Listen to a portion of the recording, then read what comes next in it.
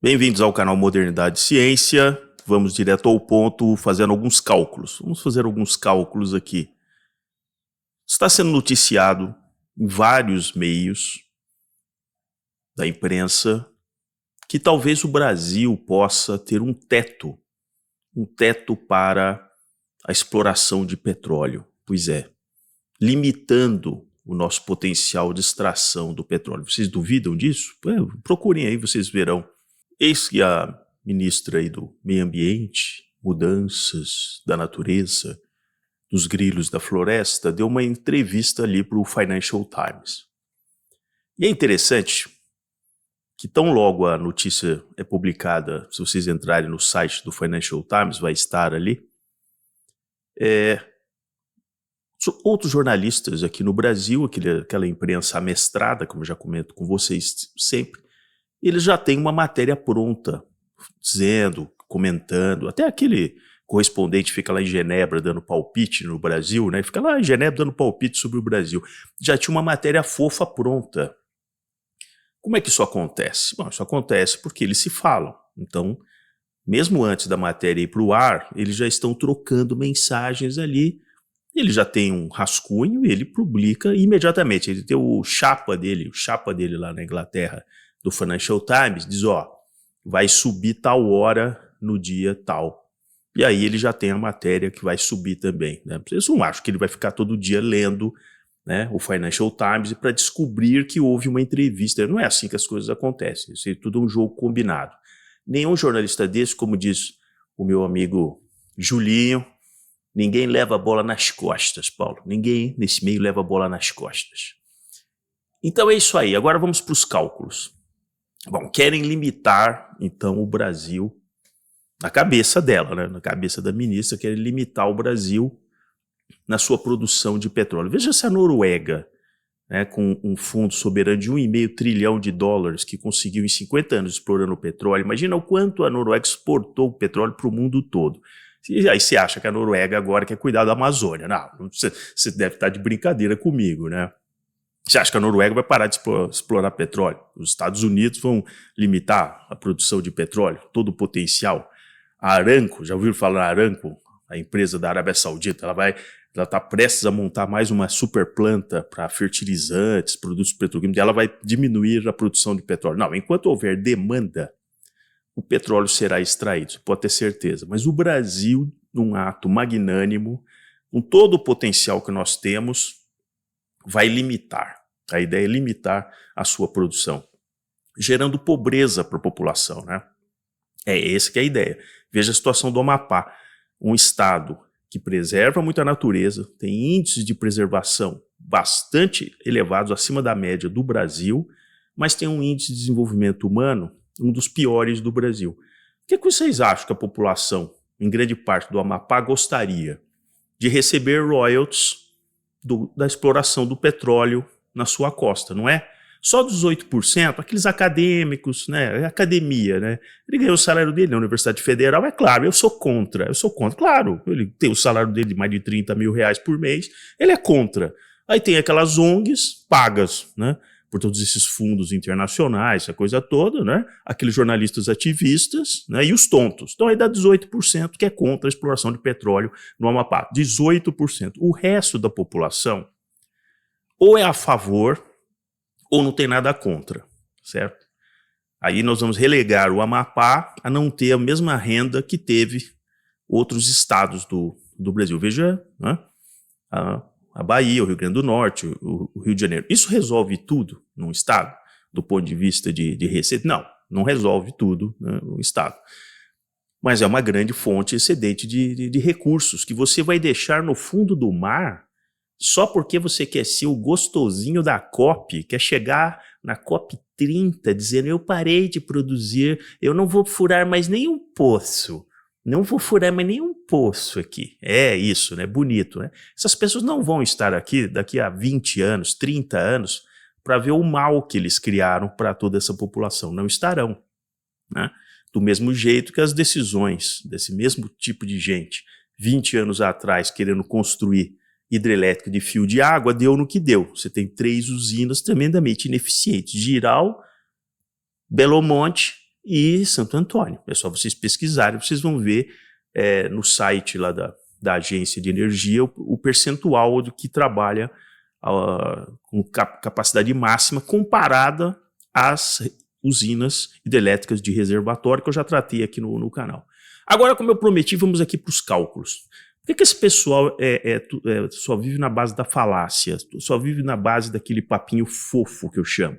Papinho fofo é aquele que te dá uma tranquilidade espiritual no curto prazo, porque se acha que alguém está resolvendo o seu problema, tá certo?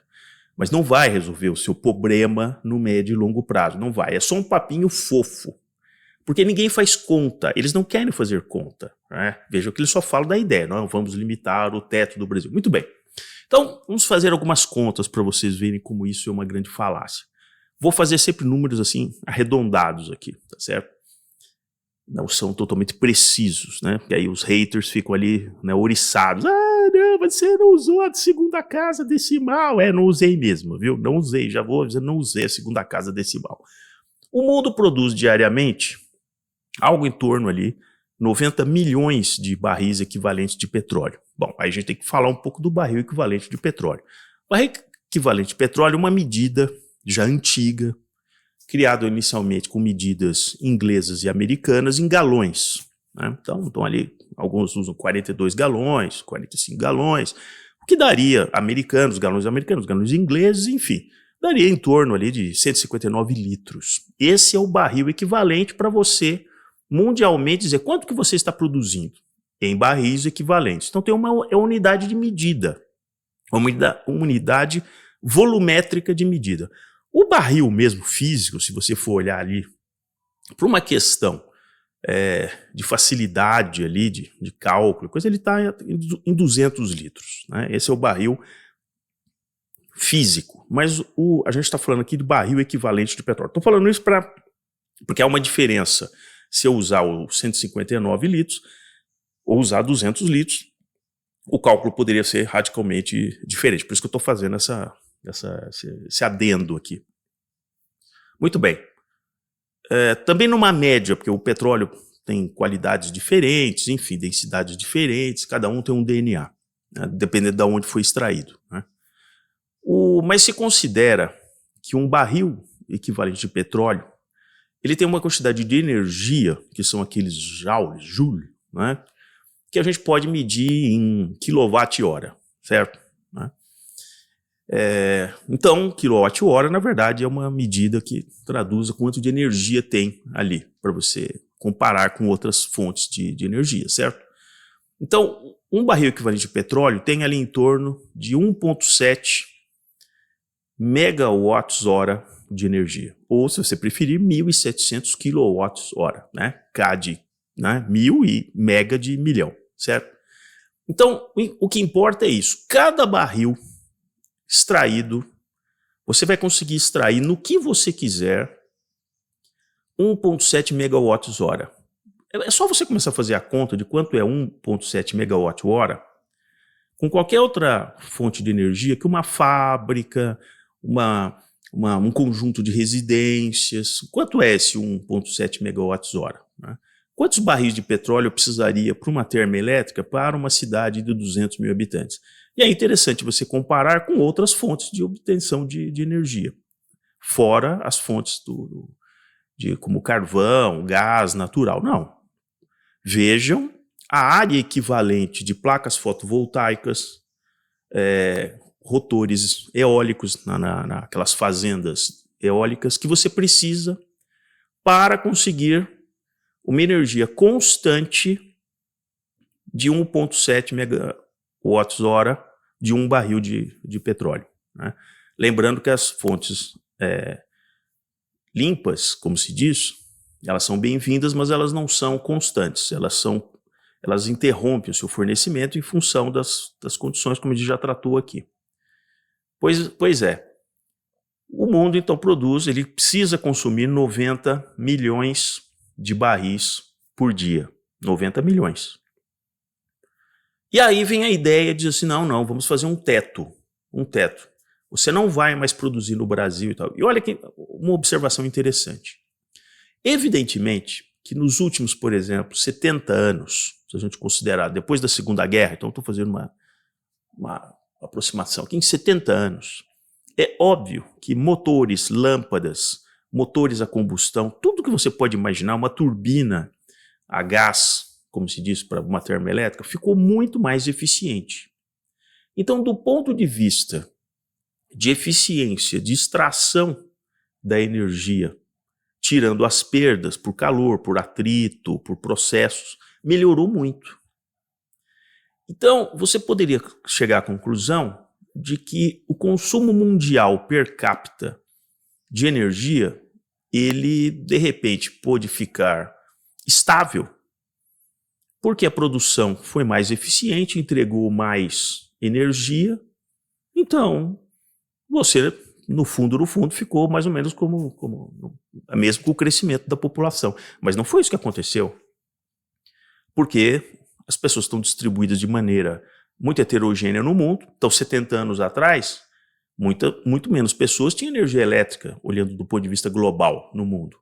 Muito menos pessoas tinham equipamentos elétricos, muito menos pessoas tinham automóveis. Então, onde que eu quero chegar? O consumo per capita de energia, ele pode até ter ficado estável, digamos assim, mas a quantidade de energia necessária no mundo, ela só aumenta. Mesmo se você considerar a coeficiência de vários meios de produção de energia. Então, nós temos uma necessidade constante de aumento da energia. Veja o que está acontecendo com o Brasil. Nós atingimos aí, nesse ano, não só porque todo um reaquecimento de coisas que estavam meio paradas desde a pandemia, e também em função do calor, nós batemos recorde de carga de energia num dia no Brasil, gerando até alguns distúrbios aí na rede, como eu já tratei, né? O Brasil precisa fazer sempre um planejamento, assim como outros países, a longo prazo, de quanto de energia disponível ele terá. Senão você sacrifica indústria, levar a universalização de energia para todas as pessoas e assim por diante. Por isso que não é viável você simplesmente parar de extrair petróleo só porque os fofinhos querem ficar de bem abraçando árvore e tal. Não, não vai funcionar. Aí você diz, Paulo, mas é o seguinte, é só você conciliar a redução paulatina de extração de petróleo, então são 90 milhões, então no ano que vem vamos extrair só 85, no outro ano só 80 milhões por dia. E assim ir reduzindo e tal. Só que não funciona, porque você não consegue repor na mesma velocidade essa energia necessária. Lembre-se, energia contínua, 24 horas por dia, 7 dias por semana. Não dá para ficar sem energia, por exemplo, né, das 2 da manhã às 6 da tarde, porque de repente não tem energia, porque não tem vento, não. Tem uma série de coisas que precisam estar funcionando mesmo de madrugada. Os refrigeradores, os hospitais, as salas de cirurgia, os aeroportos. Então não vem com essa que dá para você interromper o uso de energia por um período, porque você não tem a energia que vem das fontes intermitentes. E olha, os cálculos indicam, os bons e velhos cálculos, o HP está aqui, ó, né? Se nós fôssemos reduzir nos próximos anos, você quer quanto tempo? Você quer 10 anos? Quer 15 anos? Em 15 anos, por exemplo, vamos dizer que nós reduzíssemos a quantidade a partir do ponto que nós estamos aqui. Reduzíssemos a extração em 75%, 3/4 em 15 anos. Sabe de quanto, com a capacidade instalada hoje de fotovoltaica e eólica, teria que aumentar em 15 anos? 6 vezes. É isso mesmo. O número para você suprir hoje, se você continuasse gastando nos próximos 15 anos, você tem que lembrar disso, a mesma quantidade de energia. Mas não é o que vai acontecer. Então, o 75% de redução do petróleo hoje já é inviável na velocidade, porque você precisaria de 6 vezes mais. Mas como a quantidade total de energia ela aumenta, então se você fizer o cálculo de quanto será a quantidade total de energia que o mundo vai precisar todo dia daqui a 15 anos, é muito maior do que hoje. mesmo, como eu já disse, com toda a eficiência que com certeza será continuada nos equipamentos, né? Então a conta não fecha. Você não tem recurso suficiente, minerais, espaço, né? Aí muitas vezes você fala, não, vamos substituir aqui no Brasil por álcool. Você já viu alguém fazer uma conta? Hoje a mistura ali, o teto da mistura está em 27,5%. Já estão falando de subir para 30%, né? 30% de álcool, né? Você não quer chegar a 50%, por exemplo? Você quer misturar 50%? Bom, esses 20%, quantos milhares de hectares só de cana-de-açúcar você teria que plantar no Brasil? Isso eles não apresentam. Não apresentam porque o número é feio, porque o número não bate. Não bate. Porque você vai precisar de uma área plantada só de cana tão grande, além do que já existe hoje, que você vai perceber que não fica de pé. E aí você vai olhar o petróleo que o Brasil tem e vai dizer, não vou extrair o petróleo. Você acha que as nações mais poderosas do planeta, eles vão ficar na mão, né, de produção de álcool, de biodiesel, do que você quiser, produzido num outro país, mantendo toda a máquina industrial, bélica do país, dependendo da produção de uma coisa que depende do que? Do clima? Aí você diz, não, teve uma quebra de safra aqui, eu não vou conseguir exportar para os Estados Unidos tudo que você está querendo. Como se os Estados Unidos precisasse importar o nosso álcool, né? Hoje ele já produz mais do que o próprio Brasil, né? Então não fica de pé. Vocês viram a frota que está lá no Oriente Médio, que foi enviado, né, 2 porta-aviões, mais os cruzadores e tal. Vocês já viram quanto que uma frota dessa gasta por dia de petróleo? Você acha que dá para substituir isso? Que porta-aviões que leva 10 mil pessoas, tem 2 ou 3, dependendo do porta-aviões moderno, reatores nucleares. Você acha que dá para trocar alguma coisa? Claro que não. Aliás, a energia nuclear é a única que consegue efetivamente substituir com grande eficiência o petróleo, né? Só que essa frota não é toda movida à energia nuclear. Todas as dezenas de aviões, helicópteros que estão ali é porque estão movidos a querosene. Todos os navios de apoio que levam a logística, comida, água potável, todos eles são movidos a óleo, combustível para navios. Então são milhões de barris equivalentes de petróleo que uma frota dessa precisa por dia. Milhões não, milhares, né? Milhares de barris equivalentes que eles precisam para manter uma frota grande nos locais assim. Então realmente, se você levar a discussão, quando um ecochato começar a discutir com você, você pega uma calculadora e começa a fazer essas contas. Fala assim, quanto é 1 kWh? Aí você ensina para ele quanto é 1 kWh. O que eu posso fazer com 1 kWh? Pois é, então, um barril de petróleo tem 1.700 kWh. Então, em uma hora, ele conseguiu manter ali 1.700 kW, né, de carga, né? Poxa, e uma cidade, quanto que consome? E uma planta industrial, uma indústria de alumínio que precisa muito de energia elétrica, por exemplo. Ou virar de uma hidrelétrica ou virar de uma termoelétrica. Então, se você fizer a conta em grande parte aí do mundo, plantas de alumínio vêm dos combustíveis fósseis. Então você acha que a Índia, que depende 75% da energia elétrica gerada na Índia, para 1,4 bilhão de pessoas, vai deixar neste século de usar o carvão que ela tem em abundância? Você acha, sinceramente? É claro que a Índia, onde ela puder trocar aquele equipamento que vem energia elétrica e funciona à base de carvão, se ele trocar por elétrica, tudo bem, mas é muita energia. Então, se você fizer um Google, pesquisar o quanto que a Índia consome de energia comparado ao Brasil, para um país com esse tamanho de população, com o potencial da indústria indiana, né? Você acha que a Indonésia, com 300 milhões de habitantes, vai deixar de usar combustíveis fósseis, que eles nem têm, mas tem que importar e tal? Tem que usar? Não. A Rússia? Não. A Alemanha voltou a usar o lignito, né?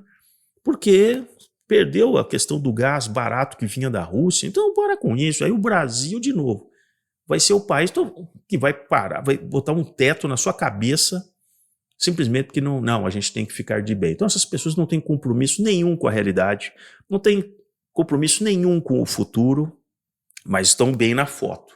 Na foto, né, nos jornais internacionais, em todos aqueles que conspiram para deixar o Brasil na M como sempre. Né? Isso sim, isso eles colaboram muito, colaboram com todos aqueles que ganham medalhinhas, honra ao mérito e tal, e na verdade estão sabotando o futuro do nosso país. Bom, se você gostou, como de costume, peço aqui, deixa aí o seu joinha, se inscreva no canal, coloque o sininho para receber as próximas notificações.